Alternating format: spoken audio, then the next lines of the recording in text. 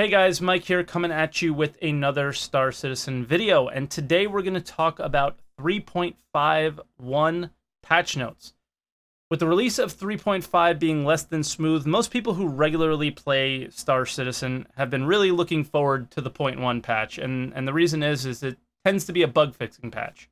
So dealing with all those bugs with the release of 3.5, we're hoping to not deal with them as much in 3.51.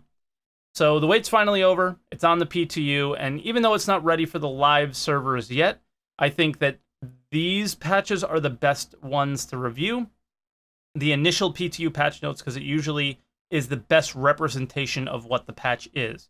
So all of the features or all of the major bug fixes that they've been working on are always in these notes, and the lettered patches are usually just more minor things that came up with the initial release.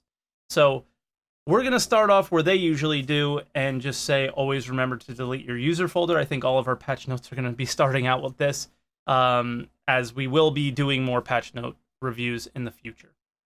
And getting into the meat of the patch notes is the first section, testing focus. And testing focus usually isn't a big section of the patch notes to check out, but for this particular patch, with how buggy 3.5 was, the testing focus section usually tells you kind of how playable a patch is.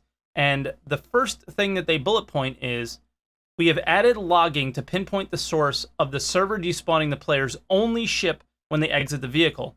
So now when your ship is despawned, we'll be able to track data on the back end to help us find a resolution. Go get your ship despawned. And this bug in particular was the major bug that kept me from playing 3.5, and probably a lot of you guys. So if you're looking for that bug to be gone in 3.5.1, it's not gone in the PTU. My guess would be they're really trying to nail it down before they go to a 3.5.1 live. The next section is known issues, and there are just a few issues there, and I'm just going to leave them up on screen. You can either pause the video if you want, or the full patch notes are in the link in the description below the video, and you can go and check those out to see any of the known issues, but nothing really worth sharing for the video today, in my opinion.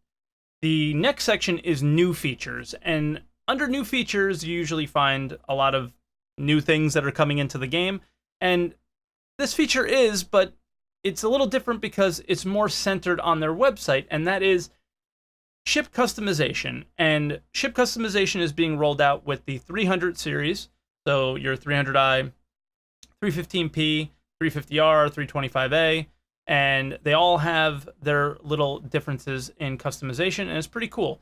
So how you do this is you're going to go, while it's in the PTU, to ptu.cloudimperiumgames.com, and you're going to sign in using your login and the password that you use to play the PTU, that when you get when you copy your account, and you're going to customize to your heart's desire. And just so you know, the payment processing is not functional on the PTU website. So the dollar amounts that you're seeing there are not getting charged to your account, and you can kind of do your thing, customize a few ships, bring them into the game, see if there's any issues with it, and report them to Star Citizen. Now, the initial rollout of the customizable items include hull color, cockpit finish, the yoke, the steering wheel, potentially in the future your flight stick, your seat, your bedding where you log out, decorations and flair.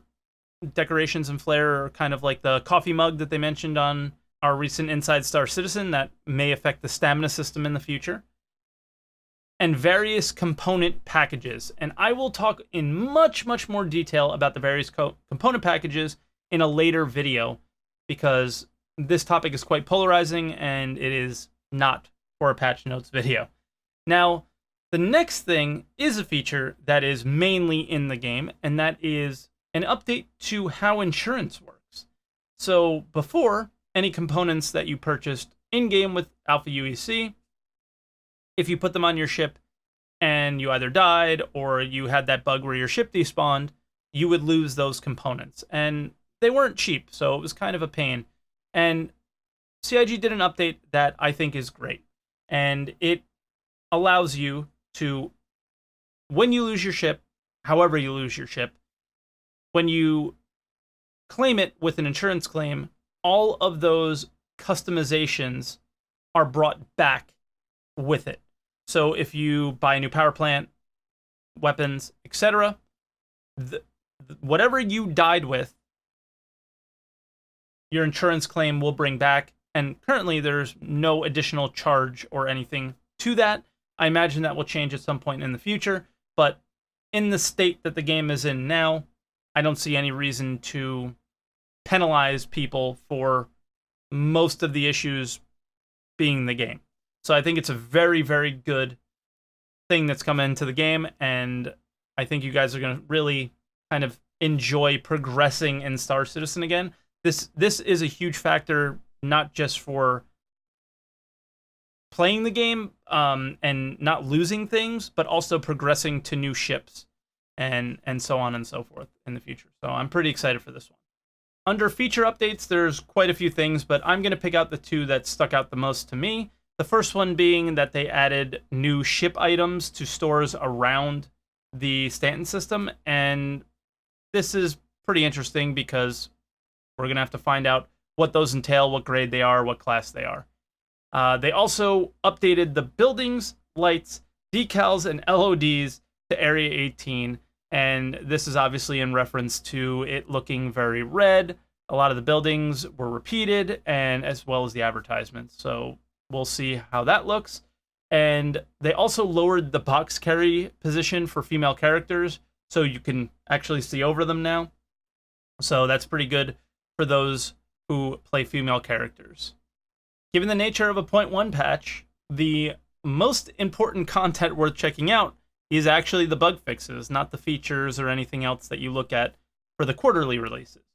So I don't really like to read these one by one, but for this particular patch, looking through the bug fixes, there are so many worth pointing out that I'm going to kind of jump through them as quickly as possible. There are some that are going to be left out, so again, if you want to see everything, click the link in the description for the full patch notes below the video.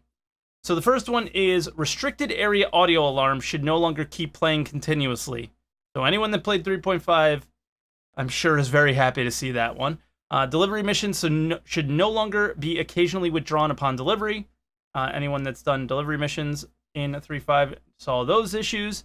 Seize and destroy narcotics should no longer occasionally fail when destroying the drugs. So if you're doing the other side of the Tisha Pacheco mission, you're going to succeed more often now since the game isn't just fighting you along with the players. Guards should no longer stay hostile after killing the player, and that's a big one for people who are around the Hurston area that may have taken a criminal rating. The easiest way to lower that criminal rating is to get killed by the guards, but then they would continue to kill you over and over again, and you were kind of stuck in a loop and you couldn't get out of it. Improvements to AI ship flight to reduce wing wobble habits. This should be interesting to check out, as I think most of us saw the AI flying quite weirdly in the new patch. The down satellite, the Clovis Darnley mission, should now properly progress. That's awesome, because that mission is really cool. If you haven't checked it out, you should do so. Turrets and FPS AI should no longer respawn if one player in a group dies while doing a related mission. That's pretty interesting that was one of the reasons why they were respawning when you didn't expect them.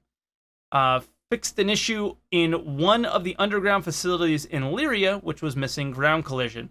This is also related to the Tisha Pacheco mission. There are 2 places that you can go, I think, maybe more, but one of them in particular, your ship would fall through the world and you couldn't really get out successfully.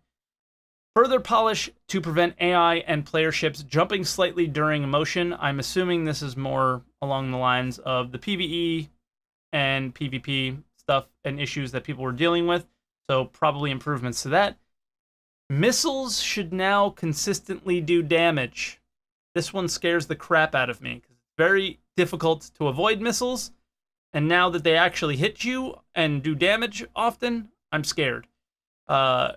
Fixed the scanning loop retriggering repeatedly when mining. So that's another one for you miners out there that were probably avoiding mining for many reasons. This is one fix that you guys got in the 0.1 patch.